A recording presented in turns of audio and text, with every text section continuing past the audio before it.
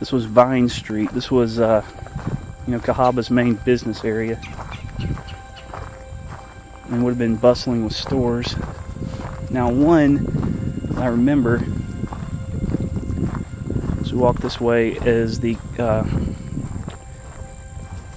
columns that still stand, the Crocheron columns. Remember the graves that we looked at back in the cemetery?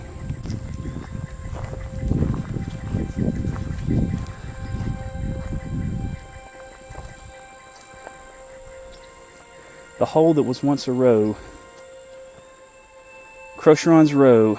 This was Cahawba's first shopping center. This is actually, I think, when I was referring to earlier when I said the general store. This was a, nothing's left of it, but you can clearly see this was the cellar, or the basement part of it. The store's cellar that was right here. We're going to walk around here, and if I remember, this is where the Crocheron columns stood. The columns that we're going to see was actually the only thing that remains. It's the only thing that remains of the Crocheron mansions itself.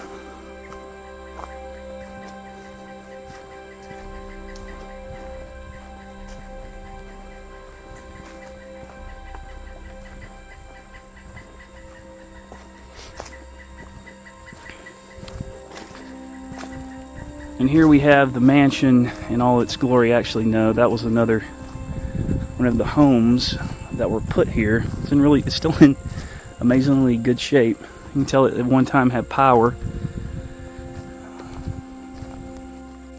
So there's in fact what the house itself looked like. Now the columns that we are seeing that are left, that I'm about to show to you, is the columns on this side of the house. The 1, 2, 3, 4. The 4 are still partially standing. Well, at least the bases of them are. But the columns themselves are right here.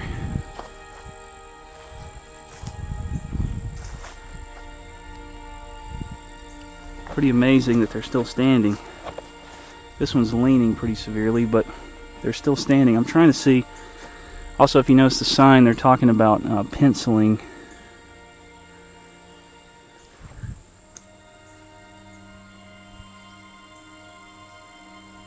Yeah, you can actually see some of the strokes in the mortar. It's amazing. Actual, handwork of people from the 1800s right in front of us. But here we go, the Cahawba River.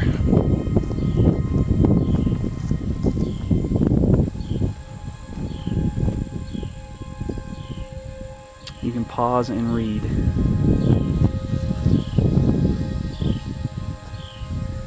I tell you what, the person that had this home right here had a magnificent view.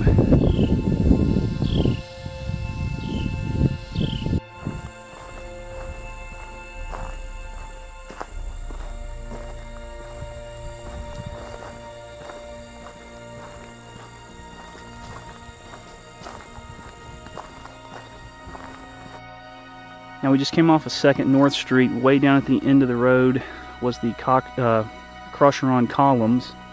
I keep wanting to say Cochran, but now we're back on Oak Street, and we're gonna head to Cahawba's burial ground. Now this is down this road is probably one of the coolest structures still standing in Old Cahawba, at least to me. It's the slave quarters, and you'll see that in just a bit as we get down here.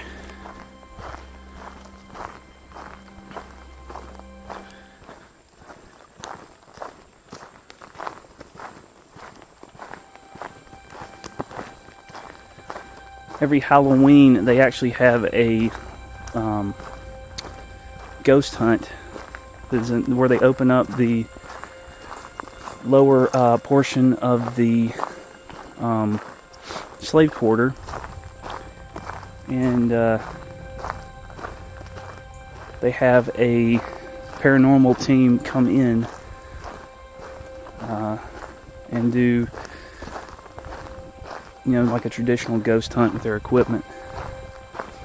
it's limited. I am going to try to go this year, and I'll of course be putting that on the channel. I tell you, walking down this road, I would love to come out here in absolute pitch dark. That would be super creepy. This natural shade that's provided down this road.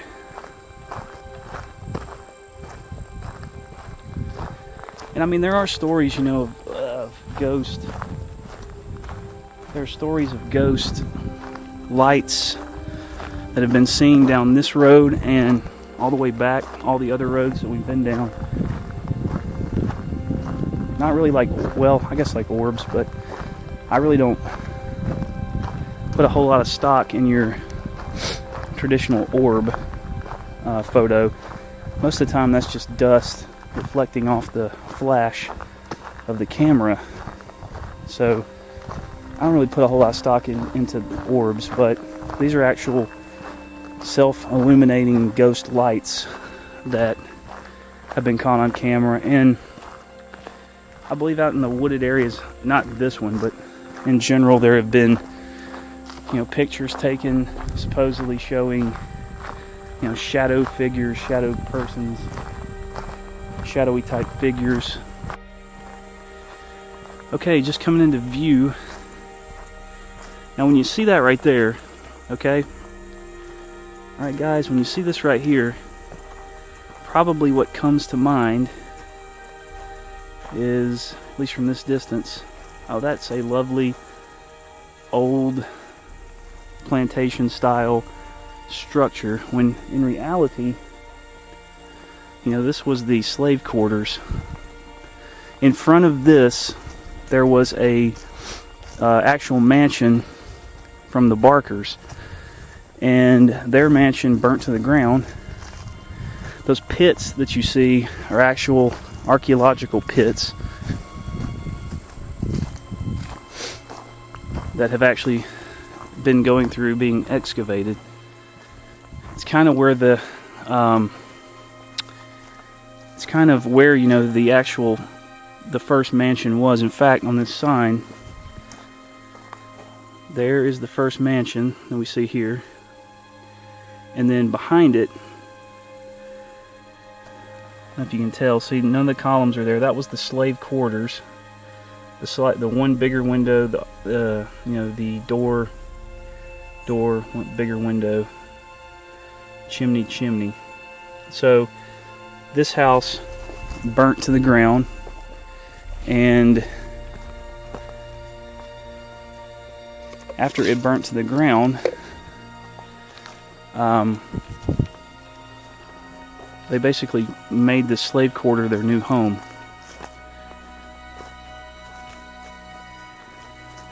This is the place too that when I was coming down the road I was talking about, that they open up the bottom floor and they do the spirit event in around Halloween. One of the pits that hadn't been disturbed in a while, looks like, but I guess they're not actively doing excavations here anymore, or at least right here. But now if you look up, look at all of that, you know, just age and water damage. And so what they've actually said is these additions that the Barker family used or made on this slave quarter is actually damaging the original structure. So they are, you know, talking about removing all the columns, the upper floor, you know, everything that you see there to preserve the original structure, which I think is a pretty fantastic idea. You can just see how it's, you know, just falling apart though in the front. I don't remember that from when I was here the first time, but, or the last time, but it'd be amazing though to have this thing restored back to the slave quarter that it was. And what's left of the old well on the grounds. Take a peek through this.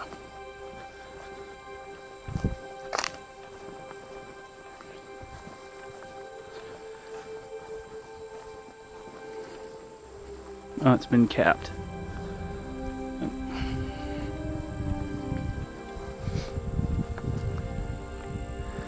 one window that is not covered up. I've never noticed that. I don't know if it fell off or what.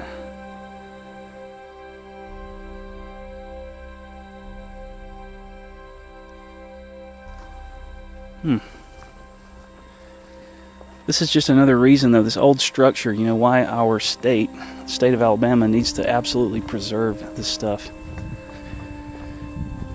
The state of Alabama definitely needs to preserve, you know, this beautiful, wonderful old home.